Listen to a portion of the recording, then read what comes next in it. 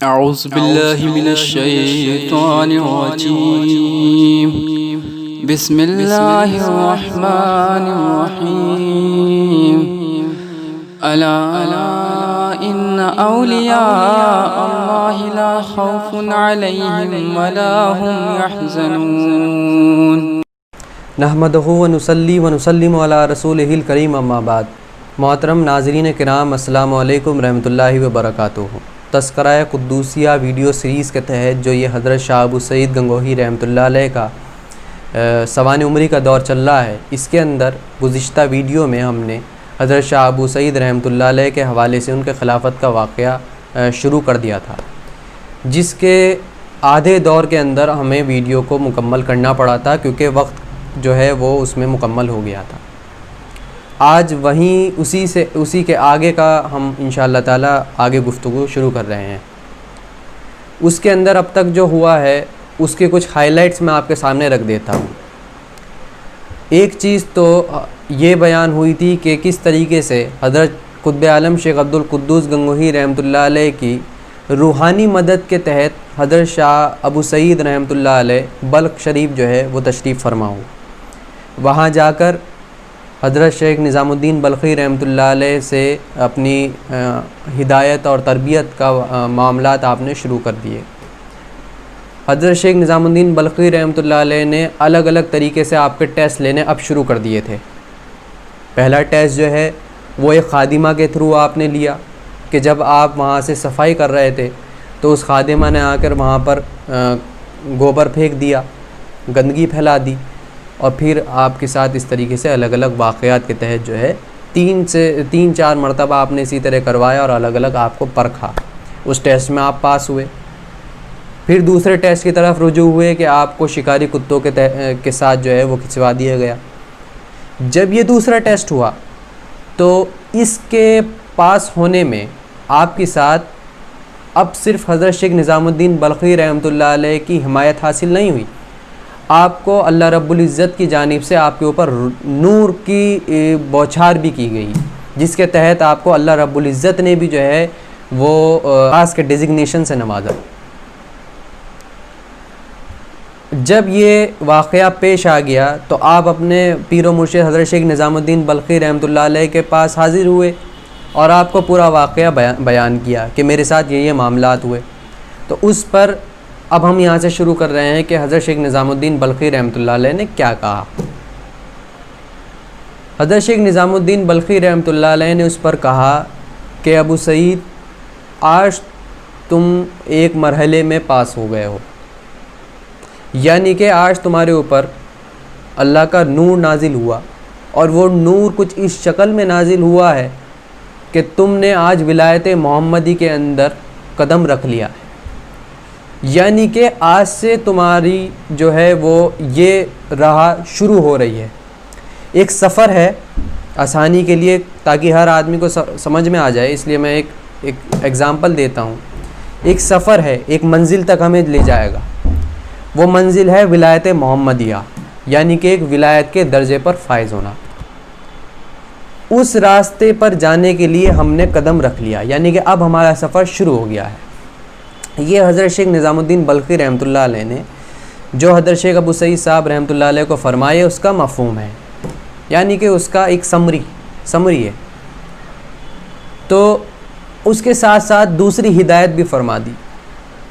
दूसरी हिदायत में कहा कि अब तुम्हारा सफ़र शुरू हो चुका, अब तुम्हें इसके आखिर दर्जे तक पहुँचना है, यानी कि ये जो सफ़र तुमने शुरू किया है अब तुम्हें इसकी आखिरी वो जो मंजिल की बात मैंने की है उस मंजिल तक तुम्हें अब जाना है।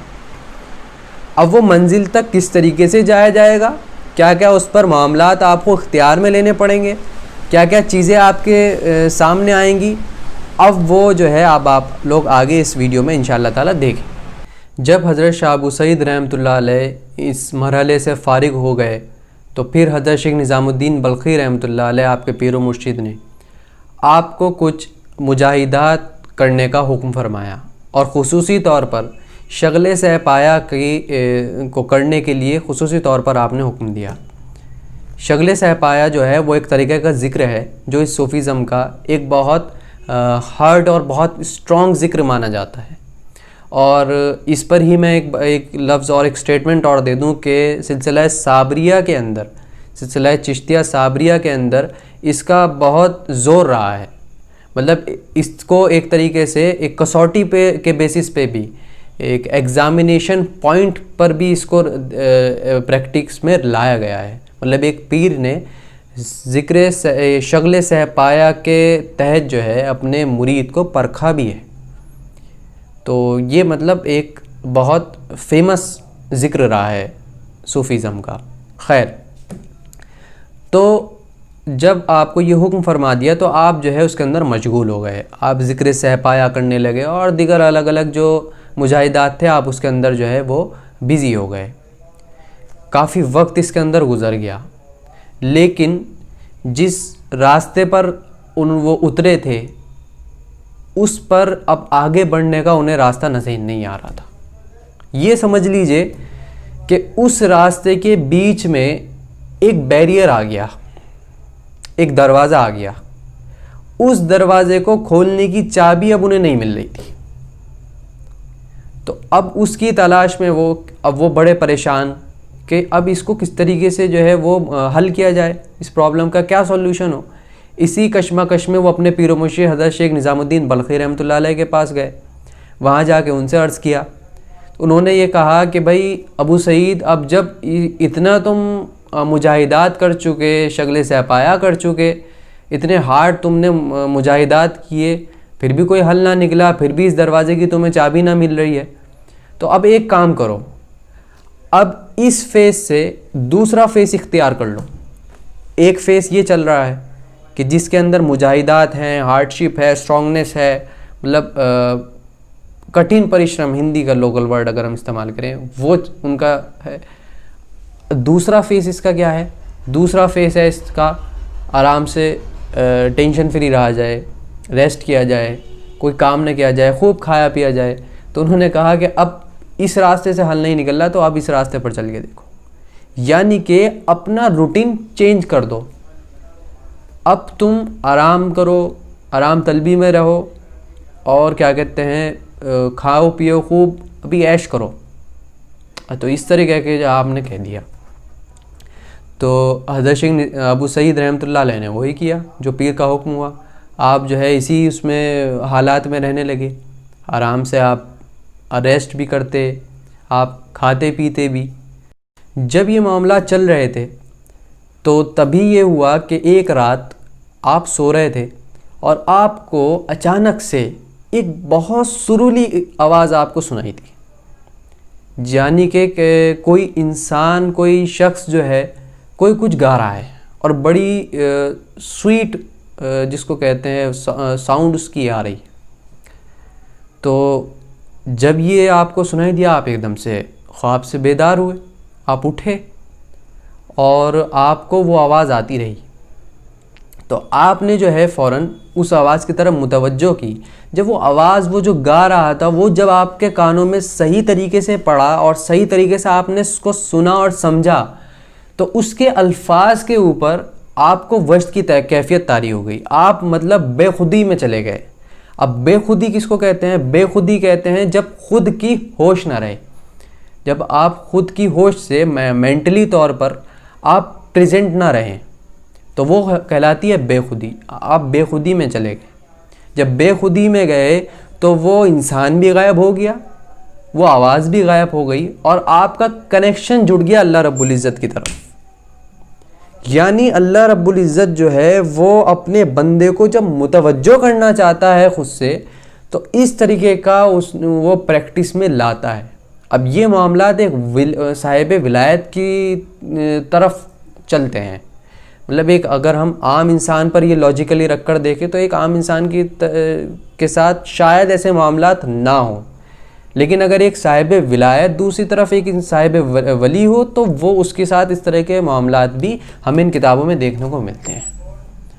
तो आपको आवाज़ आई तो आप जब कनेक्ट हुए तो आपने अल्लाह रब्बुल इज़्ज़त से वही सवाल किया कि या अल्लाह, मैं तेरी राह में चल रहा हूँ और मैं इतने मुजाहिदात मैंने किए, इतने मामलात मैंने किए, लेकिन वो आगे दरवाज़े की चाबी नहीं।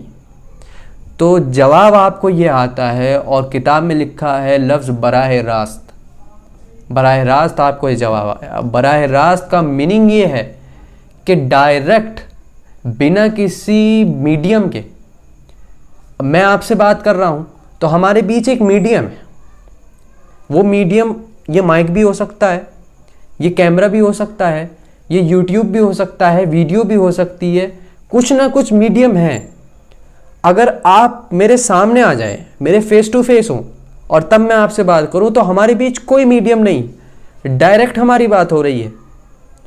तो अल्लाह रब्बुल इज़्ज़त डायरेक्ट उनसे कनेक्ट हुए और डायरेक्ट कनेक्ट होकर अल्लाह रब्बुल इज़्ज़त ने कहा कि अबू सईद, अगर तुझे इस दरवाजे की चाबी चाहिए, यानी कि अगर तू इस रास्ते में आगे बढ़ना चाहता है, तो तुझे खुद को ख़त्म करना होगा, यानी तुझे अपना इंतकाल करना होगा। इंतकाल का मीनिंग ये है कि तू अब जब कुछ ना रहे तो तब तू मुझे पा सकता है, तू इस राह में आगे गुजर सकता है। यानी कि वो चाबी कोड वर्ड मिल गया। जैसे हमारे मोबाइल्स में कोड वर्ड होता है ना, कोड वर्ड डालते हैं, वो कोड डालते हैं, तब मोबाइल खुल जाता है। इस रास्ते में एक दरवाज़ा आया, उस दरवाजे की चाबी कोड वर्ड नहीं मिल रहा था। अल्लाह रब्बुल इज़्ज़त ने कहा इसका कोड वर्ड है ख़ुद को ख़त्म कर दे। अब जब तुम ये अप्लाई कर दोगे अपने ऊपर, ख़ुद को ख़त्म करना कर दोगे, तो दरवाज़ा अपने आप खुल जाएगा और तुम आगे बढ़ जाओगे।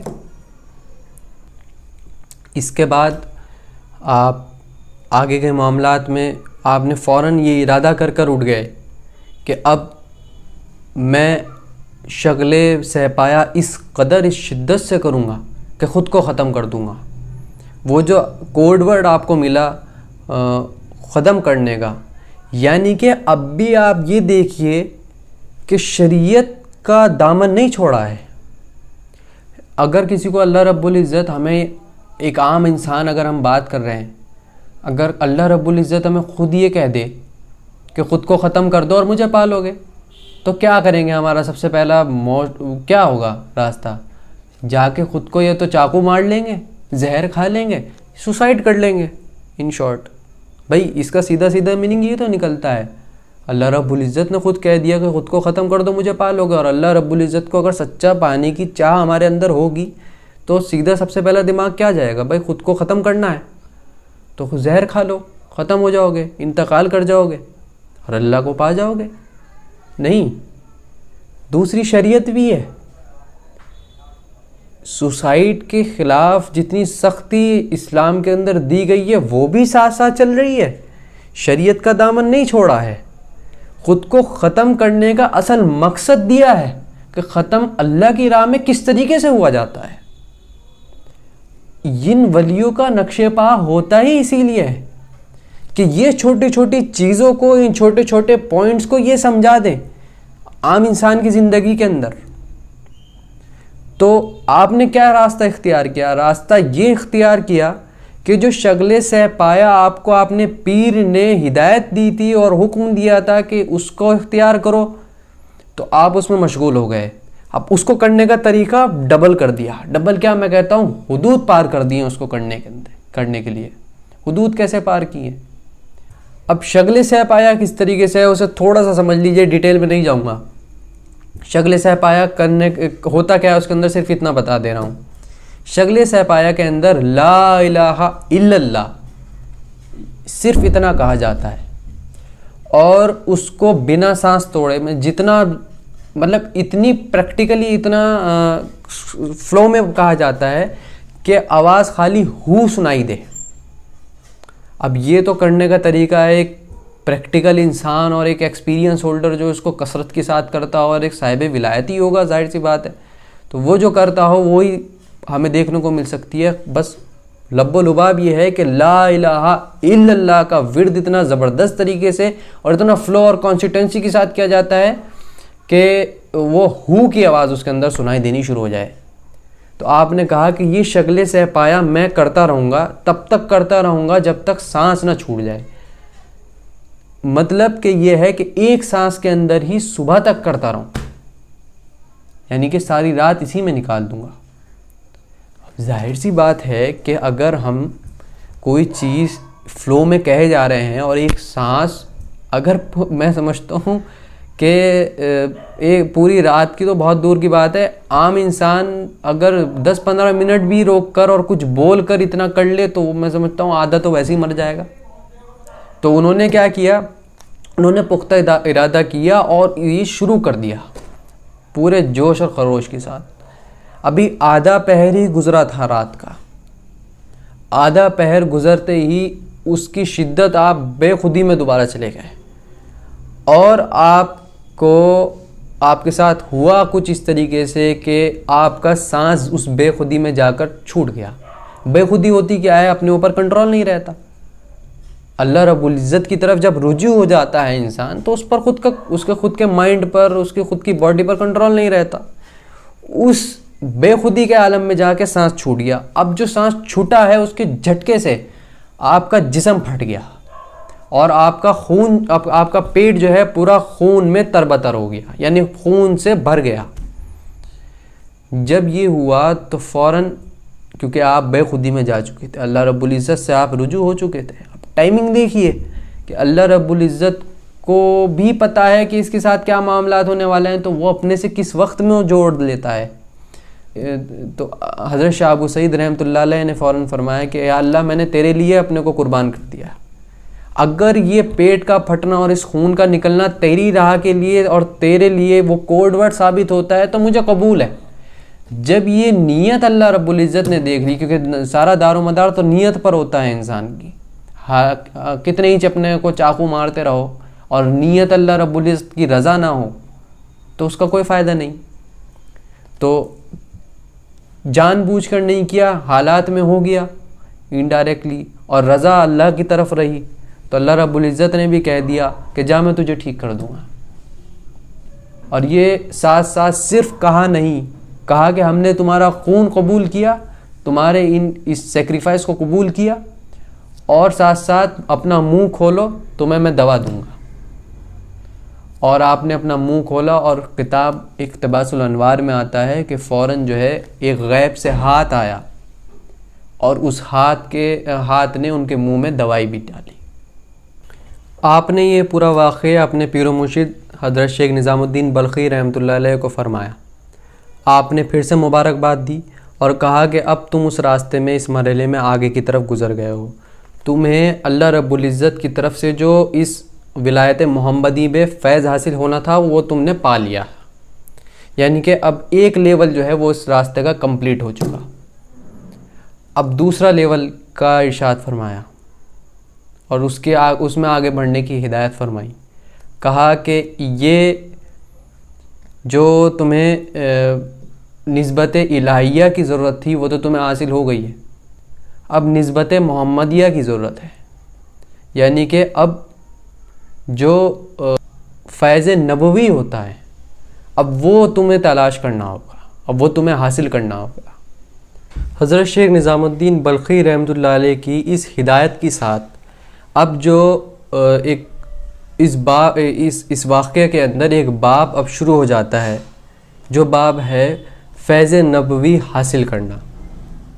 तो अब ये आगे किस तरीके से हज़रत शेख अबू सईद गंगोही रहमतुल्लाह अलैह ने इस फ़ैज़ नबवी को हासिल किया है, तो उसका अब ये बाब यहाँ से शुरू हो जाता है, जिसको इंशाअल्लाह ताला हम अपनी अगली वीडियो, जो अगले जुमेरात को इंशाअल्लाह ताला लाने की कोशिश की जाएगी, उसके अंदर गुफ्तगू उसके बारे में हम करेंगे। यहाँ इस वीडियो का जो मकसद है वो मुकम्मल होता है और मैं आप तमाम हज़रात से ये अपील करूँगा कि इस वीडियो को ज़्यादा से ज़्यादा शेयर करते रहिए, ताकि ये जो पैगामात हैं ये हर इंसान तक आम हो जाए। जो हमारा इंस्टा एंड फेसबुक अकाउंट्स हैं बाब क़ुद्दूसिया के, तो उसको लाइक और फॉलो कर लीजिए ताकि आपको रेगुलर अपडेट्स मिलती रहें इस सीरीज़ के मुतालिक। वाखिरुद्दाना बिल्हम्दुलिल्लाहि रब्बिल आलमीन। हम आस्ते बर्रुख कशीदी, हम आस्ते बर्रुख कशीदी, हम आस्ते बर्रुख कशीदी, हम आस्ते बर्रुख कशीदी, हम चमत्कार आमदी, बाखुदी खुद दर तमाशा, बाखुदी खुद दर तमाशा, सुए बाजार आमदी, बाखुदी खुद दर तमाशा, सुए बाजार आमदी।